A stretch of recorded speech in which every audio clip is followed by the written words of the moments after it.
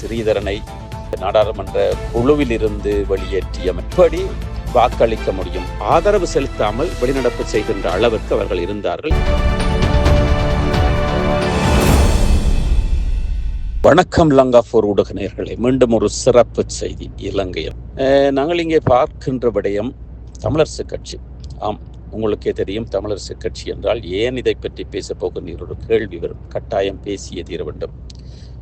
காரணம், ஆரம்ப காலகட்டத்திலே இருந்து தந்தை செல்வா காலத்திலே இருந்து தமிழ் தேசியத்தை முன்வைத்து ஆரம்பிக்கப்பட்ட, இதுவரை காலமும் நடந்து வந்த அந்த நடாத்தப்பட்ட கட்சியாக இருக்கிறது. சேடம் இழுத்து இழுத்து தலைவர்கள் மாற்றப்பட்டு, செயலாளர்கள் மாற்றப்பட்டு, பேச்சாளர்கள் மாற்றப்பட்டு, அங்கே இருக்கின்ற பாராளுமன்ற உறுப்பினர்கள், அமைச்சர்கள் பலவாறாக மாற்றப்பட்டு இப்பொழுது திறன் அவர்களுடைய கையிலே இருப்பதாக கூறப்படுகிறது.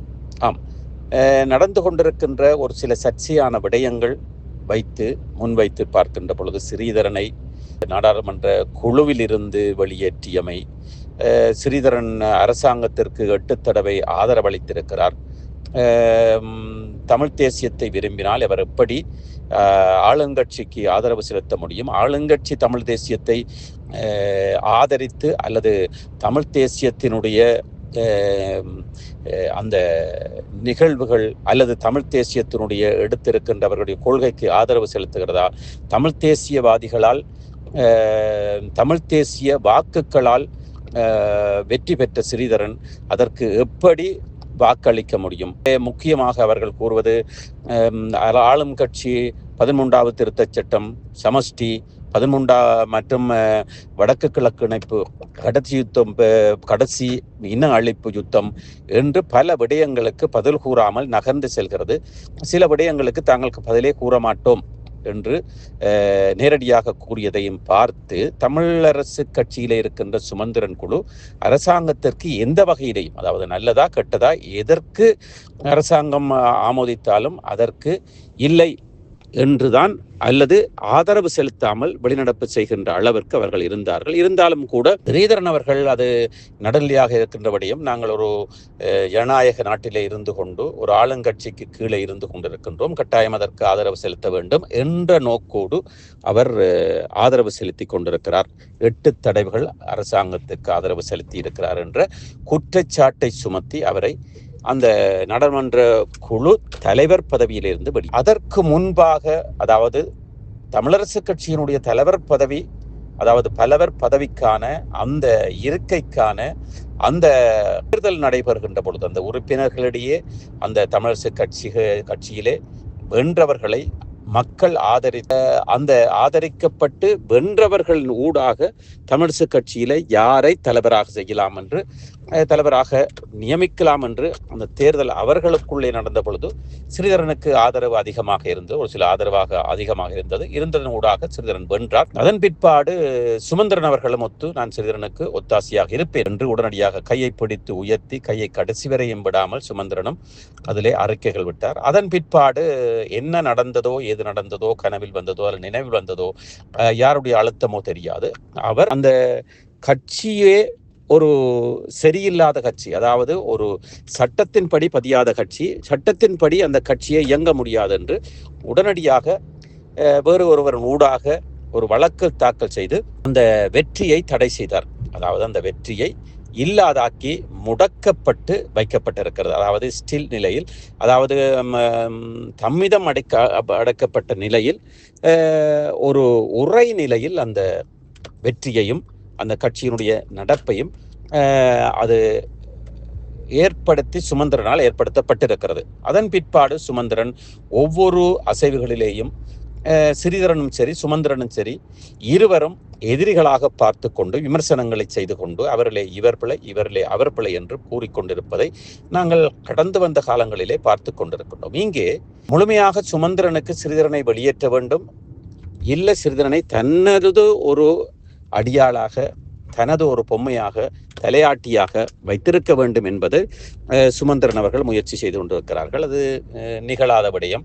காரணம், அவர் அதிக வாக்குகளை வெற்றி பெற்றிருக்கிறார், வெற்றி பெற்றுக் கொண்டிருக்கிறார். தமிழ் தேசிய வாக்குகள் அமோகமாக அவருக்கு இருக்கிறது. அதோடு கூட தமிழ் தேசியத்தை விரும்புகின்ற ஜேந்திரகுமார் முன்னணி கட்சி கூட ஸ்ரீதரனுக்கு மறைவாக ஆதரவும் அவருடைய தமிழ் தேசியத்தையும் ஆதரித்துக் கொண்டிருக்கிறார்கள். பேச்சுவார்த்தைகளிலும் அவர்கள் ஒன்றாக இயங்கிக் கொண்டிருக்கிறார்கள்.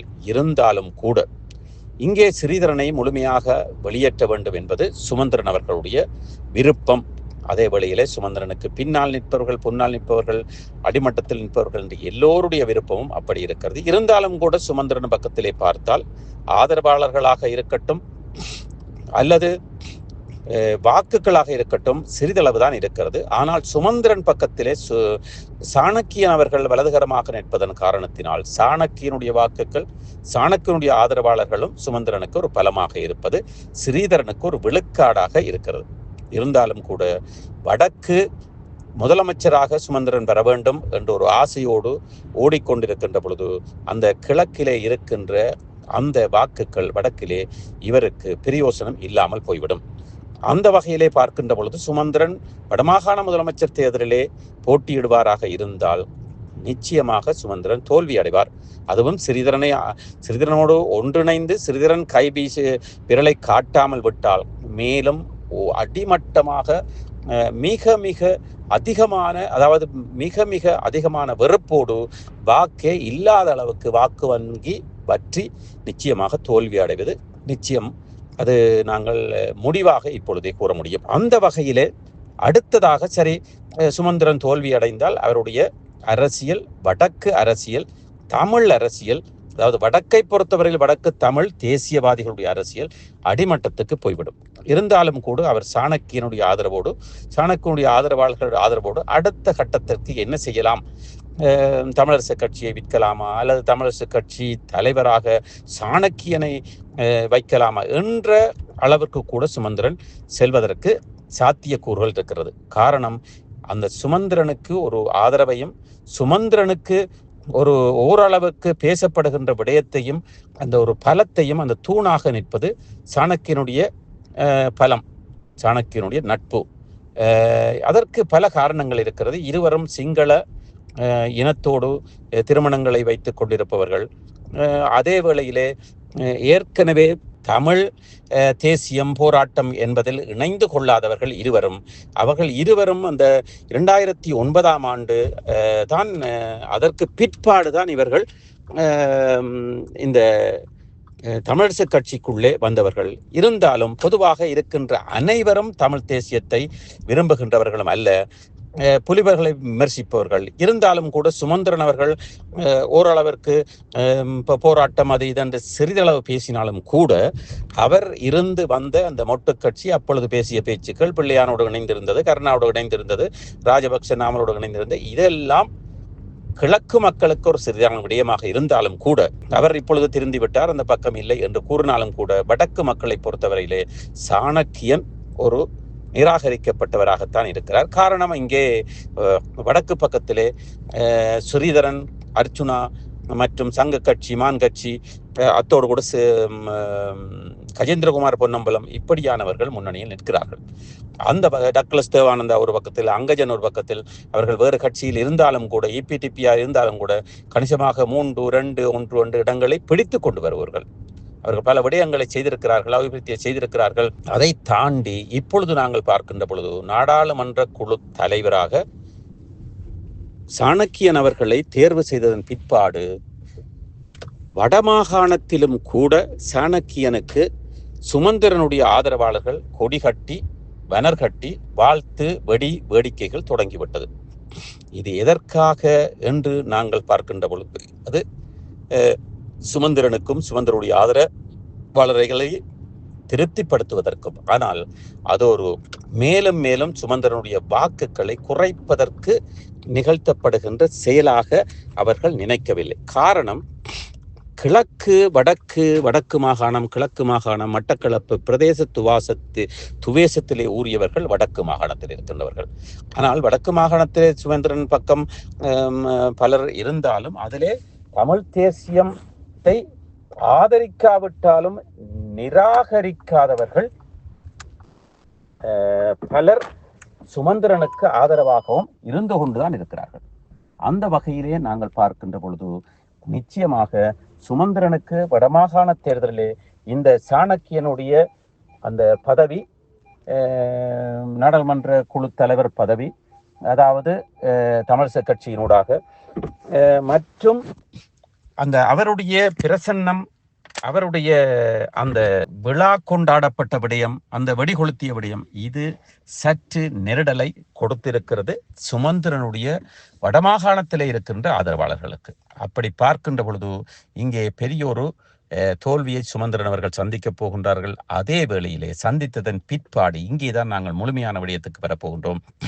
சுமந்திரன் அவர்கள் ஒரு கையால் ஆகாதவர், சுமந்திரன் கட்சிக்கு உதவாதவர், கட்சியிலே வாக்கு வங்கி இல்லாதவர் என்ற ஒரு நாமத்தை நிச்சயமாக அனைத்து கட்சிகளும் சூட்டிவிடும். அதைவிட சிறிதரனுடைய ஆதரவாளர்கள் சும்மா இருக்க மாட்டார்கள். அவர்களும் பல ஃபேக் ஐடிகளை வைத்திருக்கிறார்கள். அதனூடாக கழுவி ஊத்துவார்கள். எத்தனையோ விடயங்கள் நடக்கப் போகிறது. அதே வேளையிலே சாணக்கியன் கூட சுமந்திரனை உதறுகின்ற அளவிற்கு சுமந்திரன் நிலை வரப்போகின்றது என்பதை நாங்கள் நாசூக்காக பார்க்கக்கூடியதாக இருக்கிறது.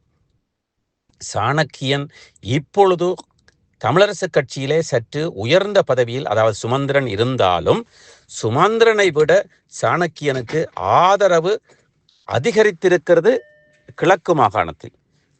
அதை வைத்து அவர்கள் சாணக்கியனால் தான் இந்த தமிழரசு கட்சி நிமிர்ந்து நிற்கின்றது என்ற கட்டத்திற்கு வரப்போகின்றது. ஏனென்றால் இங்கே ஸ்ரீதரன் அவர்களை வடமாகாண முதலமைச்சர் தேர்தலிலே சுமந்திரன் அவர்கள் தோற்றுவிட்டாராக இருந்தால் ஸ்ரீதரனை முற்றுமுழுதாக தமிழரசு கட்சியில் இருந்து விலக்குவதற்கு, ஓட வைப்பதற்கு ஏதாவது இவர்கள் செய்வார்கள்.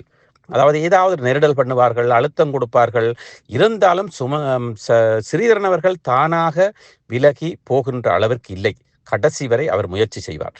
ஆனால் சாணக்கியனும் சுமந்திரனும் அவரும் இணைந்து சாணக்கியனுடைய ஆதரவாளர்கள், சுமந்திரனுடைய ஆதரவாளர்கள், அவர்களோடு நிற்கின்ற கட்சியில் நிற்கின்ற அந்த தமிழிசை கட்சி அங்கத்தவர்கள் இணைந்து அவரை ஏதோ ஒரு வழியிலே துரத்துவதற்கு தான் பார்த்து கொண்டிருக்கிறார்கள். சில வேளைகளை சிறிதவர்கள் துரத்தப்பட்டால், வெளியேறினால் அடுத்த கட்ட நடவடிக்கை சாணக்கியன் தன் கையிலே இந்த தமிழிசை கட்சியினுடைய ஆதிக்கத்தை எடுத்துக்கொள்கின்ற பொழுது சம்பந்தனையா கிழக்கு மாகாணத்திலிருந்து, அதாவது திருவண்ணாமலையிலிருந்து வந்து யாழ்ப்பாணத்தை ஆட்சி செய்தது போல, அதாவது யாழ்ப்பாணத்து இந்த தமிழிசை கட்சியை ஆட்சி செய்தது போல நிச்சயமாக சாணக்கியனின் கையிலே இந்த தமிழரசு கட்சி செல்லுகின்ற வாய்ப்பு இருக்கிறது ஸ்ரீதரன் வெளியேற்றப்பட்டால்.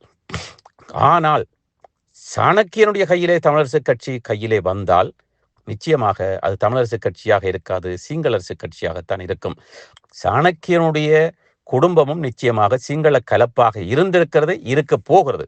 அவருடைய திருமணத்தின் ஊடாக நிச்சயமாக சாணக்கியனுடைய தலைமையிலே தமிழரசு கட்சி வந்தால் அது அங்கே சுமந்திரனும் ஓரக்கட்டப்படுவார்.